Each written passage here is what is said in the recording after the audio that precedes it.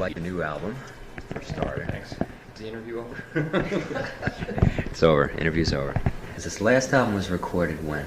We started it in March, I think, and we finished it in July. I had a couple things in between I was working on. The one that was just released, and Chasm was on it. Well, he wasn't on he didn't play on the original sessions.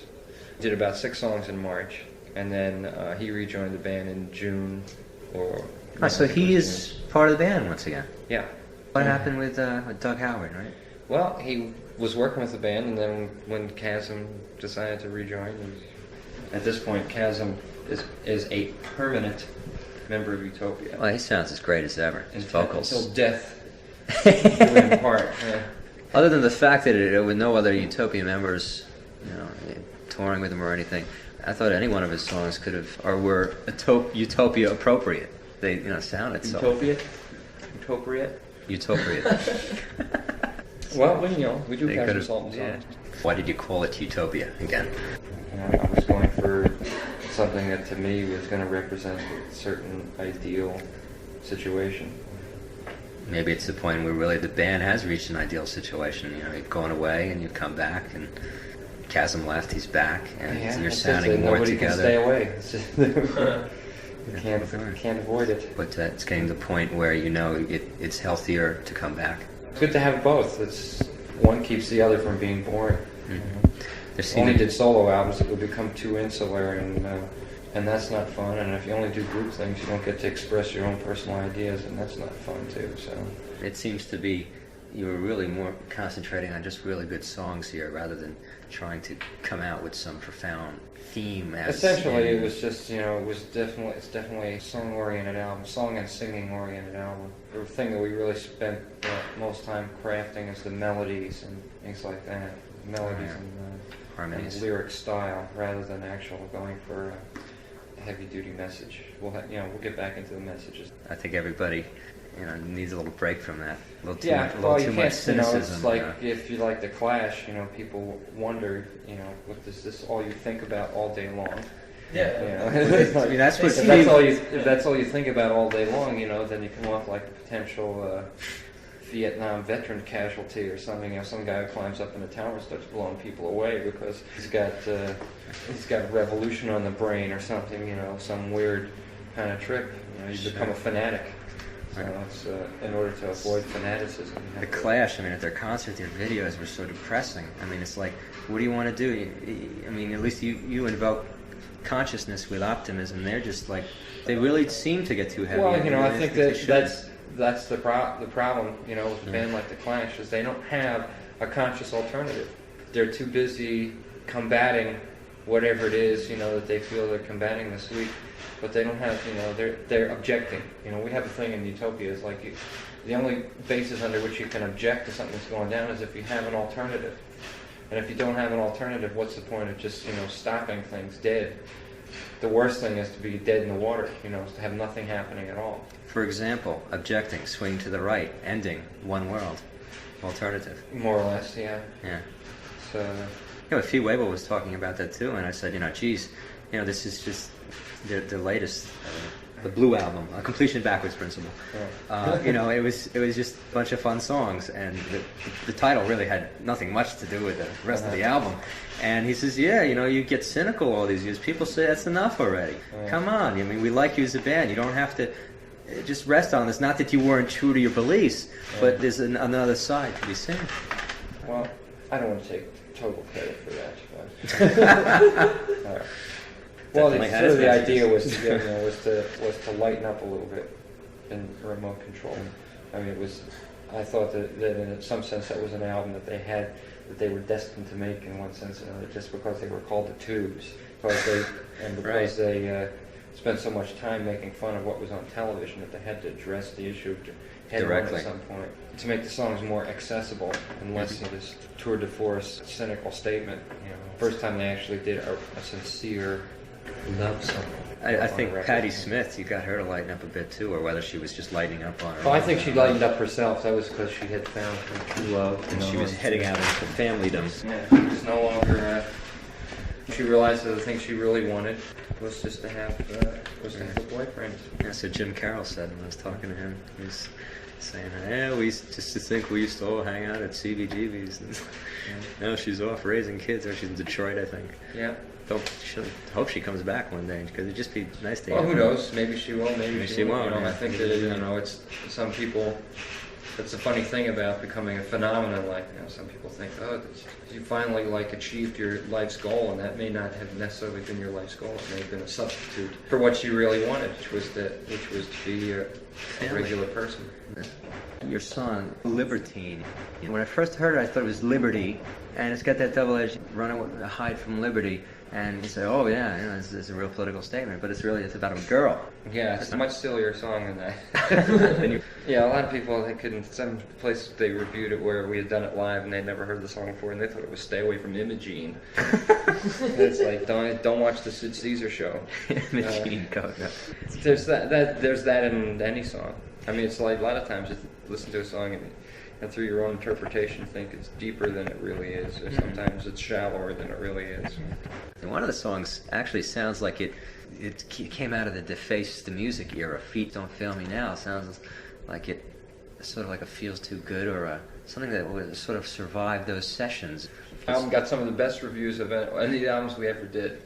I mean, a lot of them weren't exactly sure how to take it, but most of them liked it because, well, who didn't like the Beatles? But the problem was the record company didn't promote it. It could have transcended its novelty status if it had gotten promoted.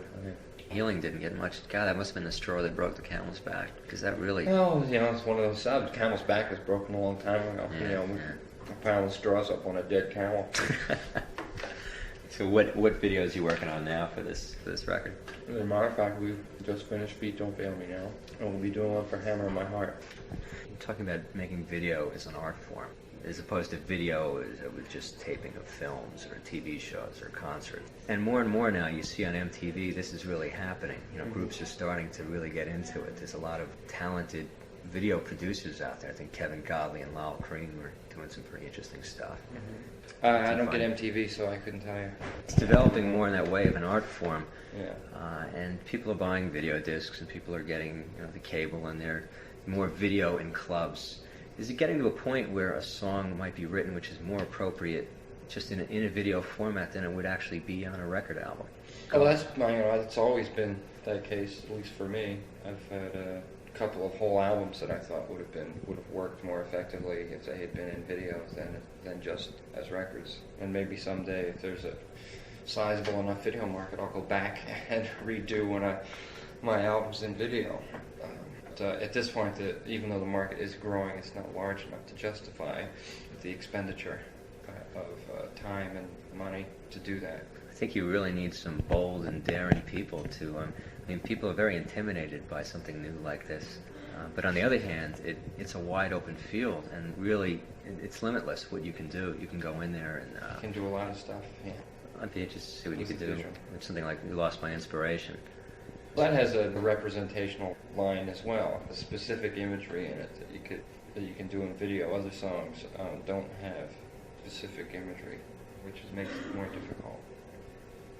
Just getting back to one individual having to spend a lot of money to really get people interested in videos and computers, and I think of that guy Waz who did the US Festival, and seems to be people who are afraid to go near these things. Suddenly we're going into those tents and looking at the setups. I think that in a certain sense it's not this. Some people at this point are trying to capitalize off of that idea of alienation that for the most part doesn't exist in people below a certain age. Anybody who went to the US Festival probably is already comfortable with computers, and they've been using a calculator in school instead of scratch paper. They probably use a calculator, and they play video games, and they have had some experience with a computer. They may have had one in school, and at this point there are probably a number of kids and even a number of parents who are working in a computer-related industry or working with computers somehow. So it's not that strange a thing at this point. 10 years ago it would have been remarkable. Nowadays it's not that remarkable. I think it was an opportunity for people to see what the latest is. But for the most part, I think anybody that went to the US Festival was not frightened by computers the purpose of the festival. I kind of wonder if people were there to see the music. It's like the purpose of a lot of these festivals, why people go to them. It was this supposedly anti-me generation. It was like the beginning of a new generation. Well, that was supposedly it. And then when it actually started, it seemed to me like they backed off that, really heavily. Because most of the bands, are too self-conscious about putting over some philosophy, but probably don't even have a philosophy to put over. So it's not like Woodstock where everybody's getting up there and there was a definite dual-pronged movement trying to self-enlightenment and trying to get the world straightened out. There was a war in Vietnam, and there was clear boundaries. Just to be together in love and peace. It's almost like it doesn't work unless there's a war to contrast it to at the time, or something definitely that threatens you. It's partly that, and partly because it's like, what are we ussing for? The thing is that all of that had all of the stuff in the 60s and everything, they managed to crystallize into some real philosophy. And when the guy comes along and then says, I have this new concept, this was the me generation in the 70s, and now it's going to be the us generation in the 80s, and everybody's saying, well, what the hell does that mean? What the hell does it mean to be an us generation? I couldn't even figure out what it meant to be the me generation. Can you get up there and actually explain the difference and tell people what they're supposed to go out and do to make this reality? Or, give them some clear choice. See, your approach is kind of different. I mean, whatever preaching of harmony and unity and idealism, utopianism. It's all old hacks. But it's not really forced on you. It's in your music, and the themes are there, and people can pick it up if they want to. Well, you have a lot of things to think about. You had the thing with Ian Hunter down at the Dr. Pepper Festival. What's your take on that? Well, my attitude is more guerrilla than that. I don't go around trumping for a cause for months at a time, stuff like that. The whole idea is that you do these things to raise people's consciousness about something, and then after that, it's up to them to either take the ball and go with it, or ignore it and go with something else. It's the same thing. You do a concert for Agent Orange Association or whatever it is, and then some people will come because they feel sympathy with the cause, and then some people will come just because they want to see the bands that are playing. It's debatable whether they'll actually get into it. But actually, I mean, it's all positive because they spent money to go there, and the money's going to the cause. Well, they did spend the money to go there, and the money did go to the cause, so that's a benefit there. It's just that the whole idea is, particularly in a concert like that, you can't make enough money to solve the problem in one concert. A concert is really a consciousness-raising event, which was what it ultimately turned out to be. At least most of the things that I get involved in. Once we did the Jerry Lewis telethon, that was a big mistake from my standpoint. Not that people shouldn't want to get rid of the disease, but it's all these people are just these showbiz people running around trying to top the amount of money that they got last year, and you never hear one thing about any breakthrough that they ever made regarding the disease. All you hear about is money. All you hear about is the amount of money, that they're doing. They might as well be pouring it into some fucking big hole somewhere, never to be seen again. There's almost no talk at all about actual progress, what real concrete things are being done.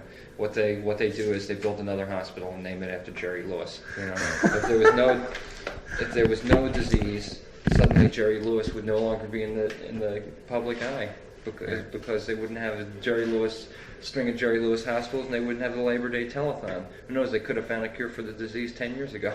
It's like, where's your money going after all this? The tents are down, the circus is over. Now what's going on with this stuff? Yeah, there's not a lot of follow through, and not even that there should be a lot of follow through, but I don't like the whole tone of it. I don't like the tone of this browbeating people to get their money, and then suddenly it's take the money and run to who knows whether maybe it is for a good cause, but the way it's done is just not. The media blitz leading up to that telethon is they beat it to death. Come, the stars are coming out. Or still their love for my kids, for Jerry's kids. They ever notice how much of a promotion it is for Jerry Lewis? Most people can't remember. What is it? Is it it's just cerebral palsy? Is it muscular dystrophy? No, that's Dennis James, right? Which disease is it? Well, it's Jerry's thing, whatever it is. It's that disease. It's that Jerry Lewis disease. That's what it is. That was what it was. One thing that really bothered me, just backstepping for a minute, is all these things. I mean, you had your concert for the boat people, and after the '79 boat people thing, what became, other than we took some in, what became of it? What was the results of the concert, the funds, what did it? Well, in our case, it was, as I said, it was consciousness raising. You know, we had more or less. I think it was the first one. Okay. It was like 2 or 3 weeks after it hit the news, and the reason why I did it was not to make it a cause that everybody would jump. Well, you know, maybe it was, because the thing that bothered me about it was that it was an immediate problem. You know, it was not one of these things like let's cure a disease and maybe someday we'll find the cure for it. It was boats sinking and people dying like immediately, and the quicker you did something, quicker there might be some solution. So we got together with the National Relief International Rescue Committee. Actually, I saw it on CBS. I think it was Ed Bradley did the first story. So we called up CBS and asked them who we should go through to set up the concert, and they directed us to the International Rescue Committee. And then we had a meeting with them, and we set it up, and it took about 3 weeks to get it together. And they're very legitimate. It came out, it was pretty legitimate. The money went where it was supposed to go. It was not an earth-shaking amount of money, but as I said, after that, But it was immediate. Yeah. And it was it was amazing. It was one of those things that everybody wanted to get involved, you know. I mean, it was an Andrew Stein was, you know, coming down for the press conference, and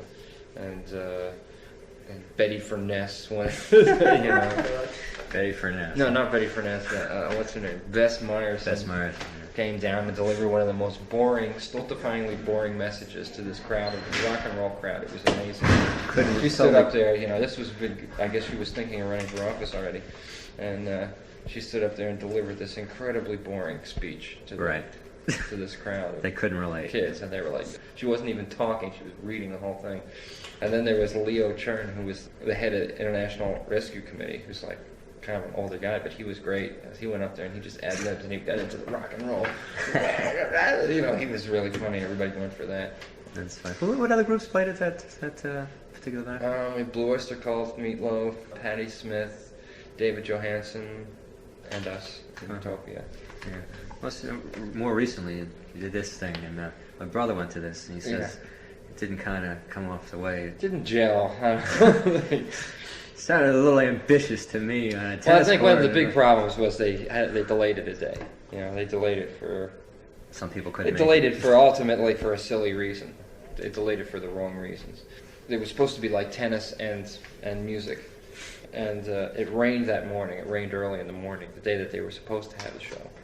And they said, "Oh, the courts will never be dry. You know, we can't. You know, they can't do this. You know, if you saw the tennis that they were playing, it wouldn't have mattered. They could play it in mud. It didn't matter. I mean, they're going to dry the courts off for Meatloaf. You know, and with none of the celebrities. I heard maybe one or two of them could actually play tennis. I heard he almost wiped the courts up with John McEnroe. Literally, he got pissed. Was that just a prank? That's his show. You know. Oh, was that? It's the Meatloaf show. He's just recently on somebody's album too. Who? McEnroe. Oh, John McEnroe. Oh, McEnroe plays the guitar, I think. Yeah. This wasn't to raise money. This is just for what it was. It was supposedly to raise money. At least all the musicians who played heard that it was to raise money for cerebral palsy and international hunger something or other. You know? Harry Chapin's old. I guess, yeah. To be quite frank, I did it because I was hired to do it. I didn't do it because I was into the charities. I'll be honest. You know. And you know, I'm glad it wasn't a charitable thing for me because in the long run, nobody is sure whether any money actually went to any charities. In fact, I think they probably lost a lot of money. Pretty sure that they lost money. Didn't really sell that well, did it? No. I had a chance to interview a lot of people that you produced over the years. You know, talk about you, Rick Derringer, Hall & Oates, the Tubes. Obviously, I thought they were real wild. They were a fun interview. Funny guy. Fee Waybill was great. And the one thing I always noticed, which is nothing new, I'm sure everybody notices it out there, is that when Todd produces an album, I mean, you really know that you produced that album more than most producers that I would know. There's just something about it. It has a flavor, almost like almost like there was a little. That's Chef Todd. He cooks up another album.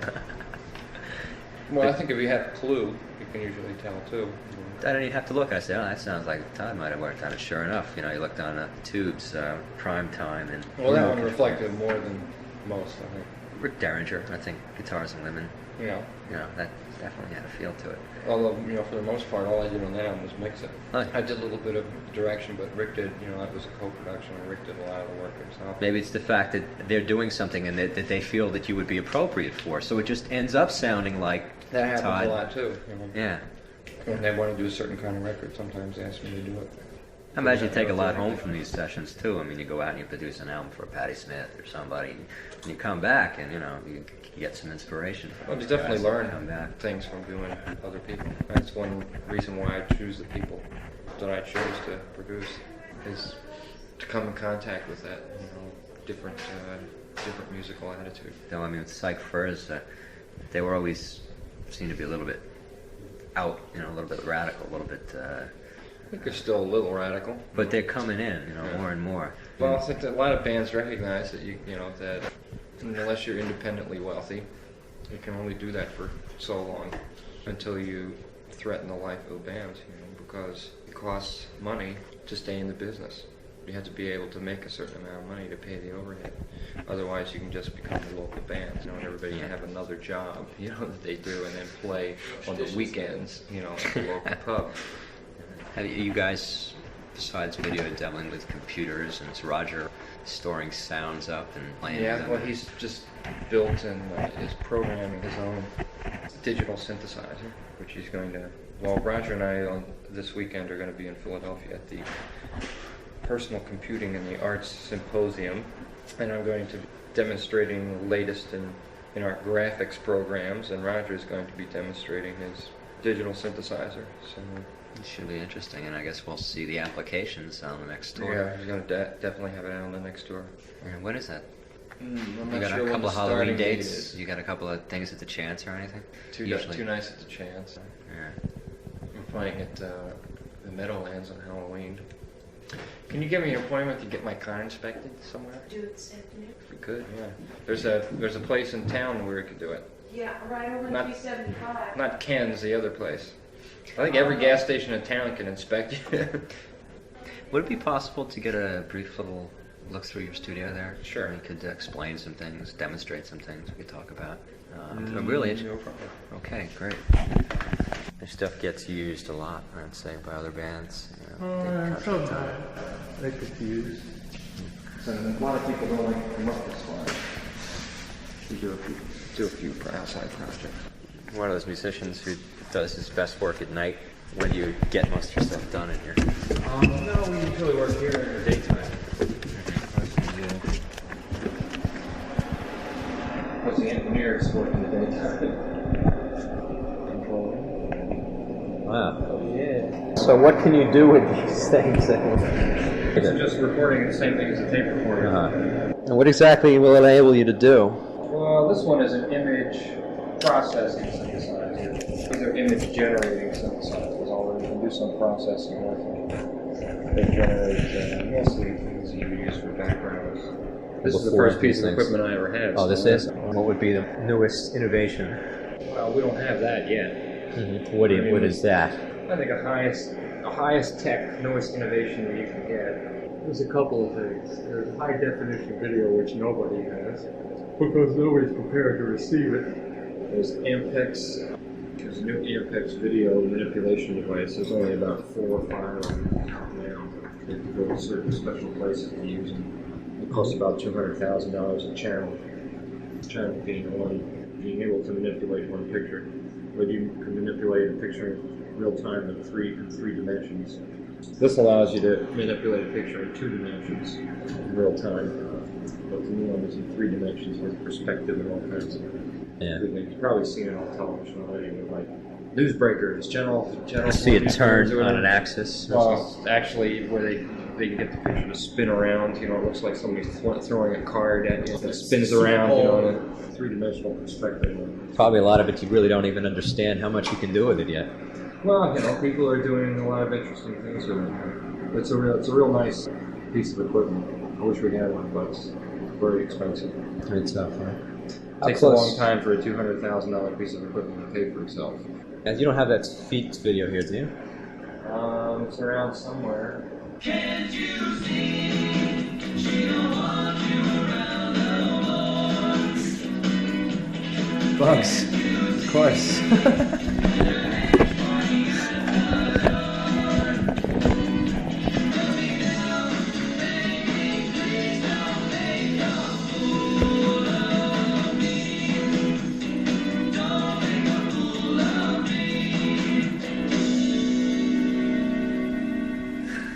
Very nice. What do you think of these things? God.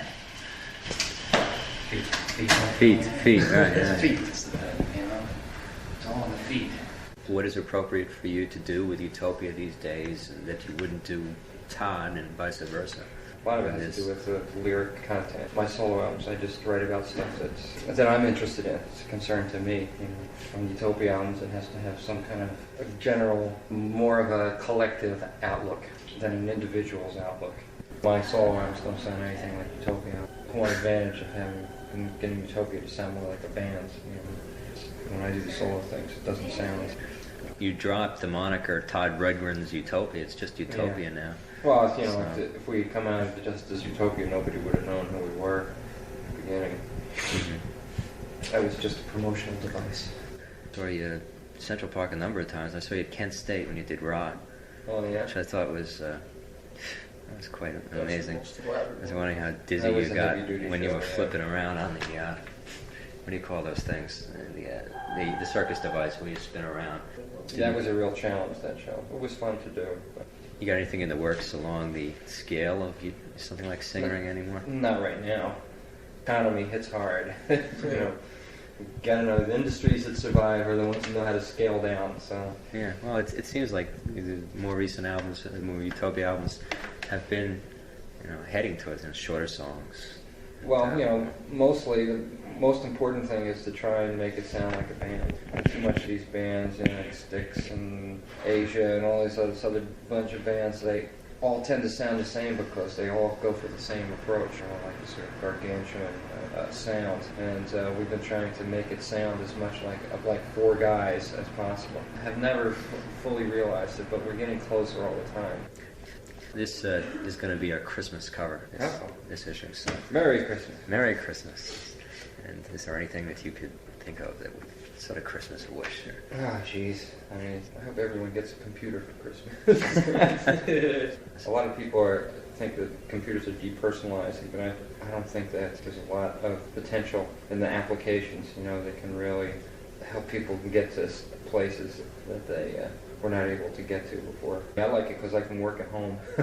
I like to work at home. They had a recent ad for the Commodore VIC-20, which was a 10-second ad, and it was brilliant. They said, if you play Atari, maybe you'll get a 1600, get good enough to get a 1600 on Space Invaders. Mm-hmm. So if you play with the Commodore VIC-20, maybe you get a 1600 on your college boards.